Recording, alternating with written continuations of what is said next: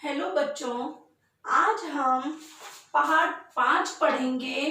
पाठ का नाम है विभास की डायरी के पन्ने।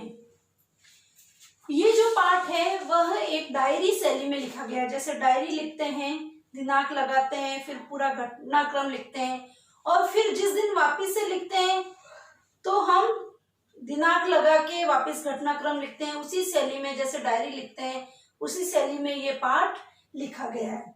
तो ये जो पाठ है वो डायरी शैली में लिखा गया है, जिसमें विभास नाम का एक बालक होता है, किशोर।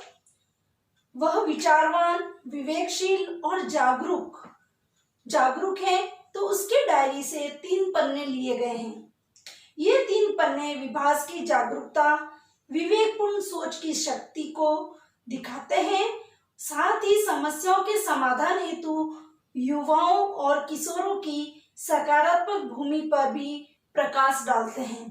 तो ये इस पाठ में विभास की डायरी के 3 पन्ने लिए और विभास किस तरीके से विवेकपूर्ण सोच रखता है, किस तरीके से वह जागरूक है, ये इस पाठ में बताया गया है।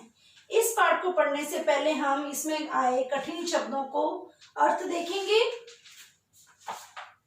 दुभर यानी कठिन, आसार लक्षण, मोहताज यानी दूसरों पर आश्रित, आयोजन समारोह, भ्रांति यानी भ्रम, परंपरा वर्षों से चले आ रहे रीति रिवाज। जो वर्षों से चले आ रहे रीति रिवाज है उन्हें परंपरा बोलेंगे।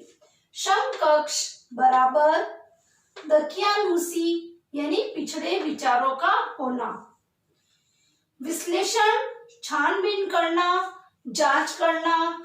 इसी तरीके से पाठ में और भी कई आए हुए हैं जब हम कठिन शब्द, तो उनका अर्थ हम पाठ पढ़ते हुए बीच में जानेंगे। तो अब हम पाठ शुरू करते हैं। विभास ने डायरी का पहला पन्ना लिखा 22 जून को। आज का दिन खूब गर्म था। लू के थपेड़ों से सब परेशान थे। आज था भी तो वर्ष का सबसे बड़ा दिन, क्योंकि आज सूर्य की किरणें अधिकतम समय तक पृथ्वी को तृप्त कर रही थी। यानी सबसे बड़ा जो दिन था वो कौन सा होता है? 22 जून को सबसे बड़ा दिन होता है। रात छोटी होती है और दिन बड़ा होता है। सारा दिन घर के अंदर बंद बंद मेरा तो दम ही निकल गया। समय काटना दुभर हो गया। दुभर यानी कठिन हो गया। इस साल गर्मी भी अपने चरम पर थी, यानी सबसे ऊंचाई पर थी। बहुत ज़्यादा गर्मी पड़ रही थी। बारिश के दूर दूर तक कोई आसार नहीं है। पशु पक्षी, पेड़ पौधे, बच्चे बड़े सभी मुरझा गए हैं। लोगों को भय है कहीं इस साल सूखा न पड़ जाए। सूखे का परिणाम पता नहीं क्या होगा। सूखा पड़ेगा यानी बारिश जब नहीं होगी तो क्या पड़ेगा? सूखा पड़ जाएगा, यानी पेड़ पौधे जो हैं वह सूख जाएंगे, खेती ही नहीं हो पाएगी, फसल नहीं उगेगी। न मालूम कितने परिवार दाने दाने के मोहताज हो जाएंगे, यानी दूसरों पर आश्रित हो जाएंगे, दूसरों पर निर्भर हो जाएंगे। भूखे पशु पक्षी बेमौत मरेंगे, यानी उनकी मौत नहीं आई होगी लेकिन वह भूख से मर जाएंगे। यही सोच समझकर मन परेशान हो रहा था। शाम को टेलीविज़न में समाचार देखने बैठ गया।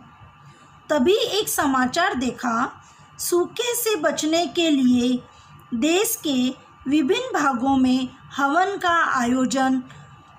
मध्य प्रदेश के उज्जैन से लेकर काशी तक शिवलिंग का विशेष अभिषेक और इन सभी विशाल आयोजनों में न जाने कितनी बड़ी मात्रा में हवन सामग्री, घी, लकड़ी, अन्न, मिष्टान, फल फूल, वस्त्र, जल का व्यर्थ व्यय यानी खर्च।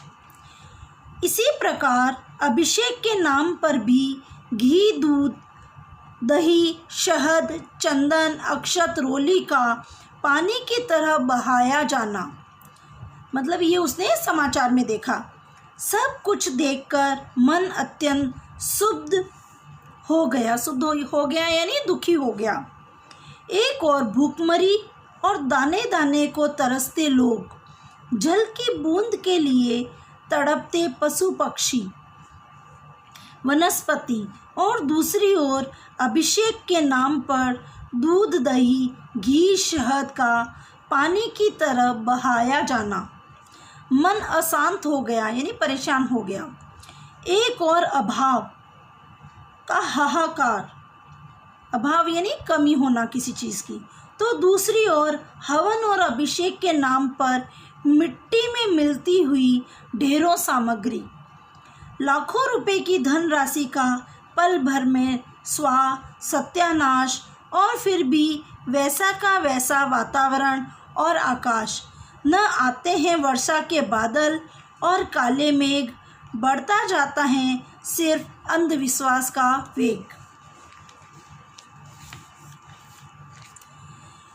पढ़ लिख कर भी इस वैज्ञानिक युग में हम कहाँ जा रहे हैं? क्या हमारी वैचारिक शक्ति बिल्कुल क्षीण हो गई है? क्या हमारी सोच अपाहिज हो गई है? क्या हमने अपनी तर्क और विश्लेषण करने की क्षमता को ताक में रख दिया है? विश्लेषण करना यानी जांच पड़ताल करना, है ना। अंधविश्वास नाम की घनी अंधेरी सुरंग में हम आँखों में पट्टी बांधे बढ़ते चले जा रहे हैं, जहाँ घोर अंधेरे के सिवाय कुछ भी नहीं है। पता नहीं इन सवालों में उलझकर कब तक जागता रहूँगा मैं। आज के लिए इतना ही। आगे का पाठ हम अगले वीडियो में पढ़ेंगे।